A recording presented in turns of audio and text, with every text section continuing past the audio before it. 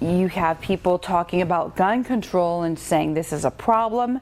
You have the other side saying you need good guys with guns.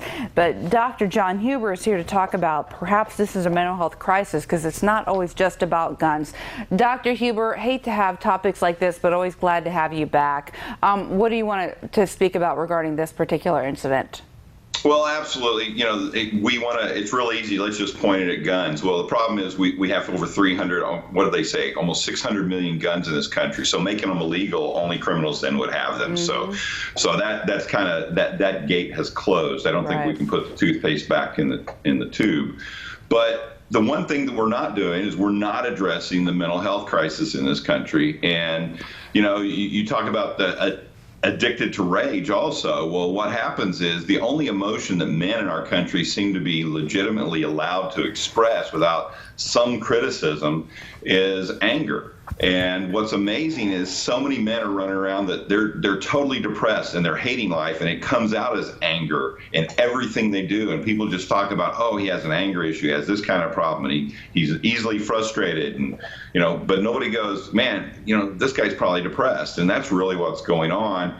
And you listen to news from this, from this community and what happened in his neighborhood. His neighborhood talked about there's always a lot of anger and aggression in that house. And, one of them reported saying they hated following or driving when they were out driving, because if they got behind them, they would intimidate them with their vehicles and things like that. And that's one of the key things with our serial or our mass shooters. We know that about 56% of them have significant rage issues, and they talk about rage. And also, almost the same amount of people go out there and talk about that they're going to go out and do this to people. They're going to go out and shoot people and kill masses of people. Then you add on top of that, the thing that I think is significant is these people can't maintain real committed relationships. We know that 79% of those people are single. They're either recently divorced and separated, or they never were in a long-term relationship. You compare that then with 48% of the shooters since 2000 were suicidal.